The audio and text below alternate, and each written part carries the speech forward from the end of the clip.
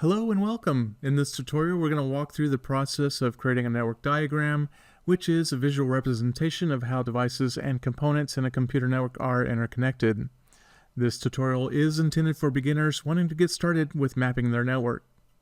Having our network diagrammed will help us to better understand the network, help with upgrades and expansion, and help to troubleshoot if problems arise. There's usually two types of network diagrams, one being the physical layer diagram and the other being the logical layer diagram. In general, it's not a good idea to mix the physical and logical layers on the same diagram.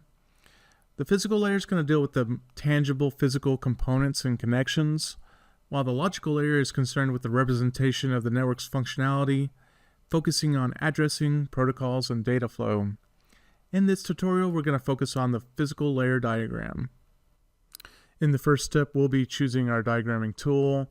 There's lots of free and user-friendly tools like Draw.io or Lucidchart. There's also some good paid tools like Microsoft Visio or OmniGraffle. In this tutorial, I'm going to be using Draw.io. We'll start by going to the Draw.io website.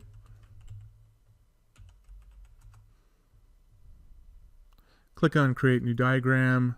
I'm going to select Blank Diagram, and I'm going to call this diagram Tutorial. Create, and I'll save this to my desktop.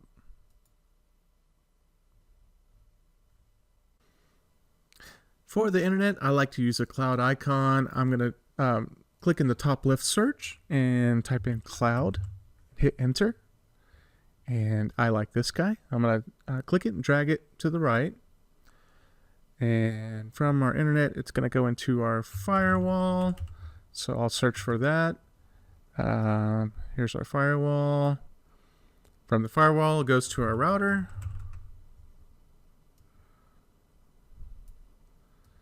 We have a server. We have some switches. Maybe just switch. There we go.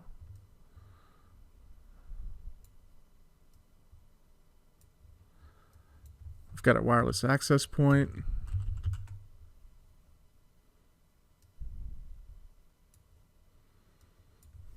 Printer.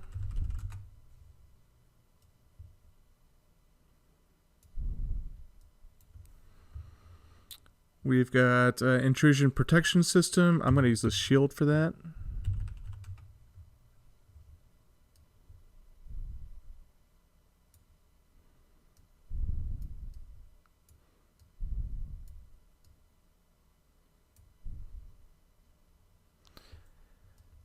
Laptops.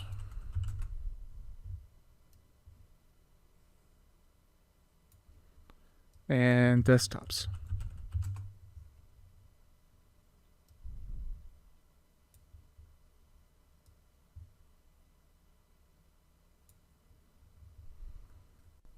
Now that we have our components identified, we can draw the connections between these components.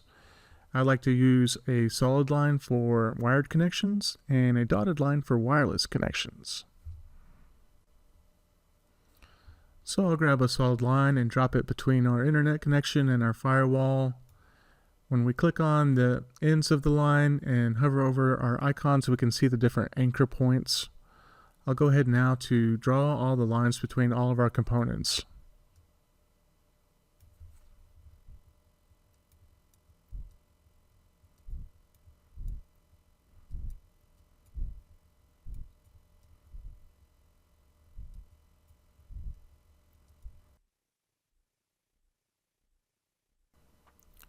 Now we're going to label our components and connections.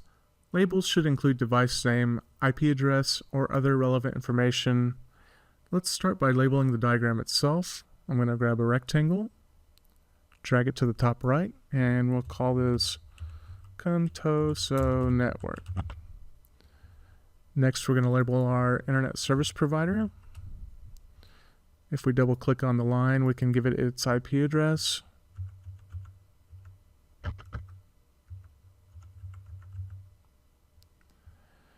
Next up is our firewall. I'm actually just going to click to the left of it and select text.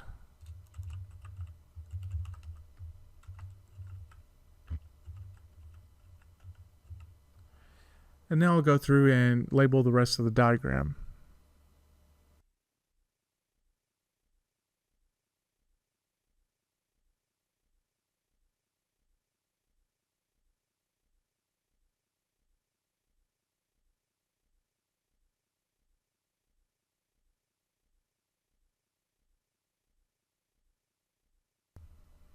It's a good idea to label our ports going into our devices, especially the devices with a lot of cables coming into it, like our router. So I'm going to go ahead to label some of these connections now. For instance, our cable going from the firewall into our router is going to be Gigabit Ethernet 0/1. And on these port connections, I like to give them a different font size and color. So I'll go ahead to do that now.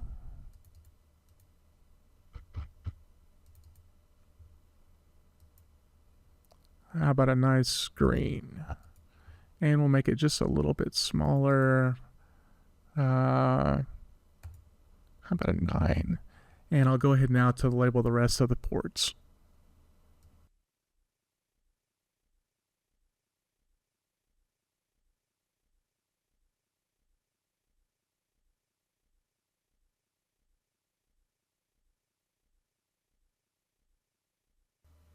All right, we've got a really great start to our network diagram.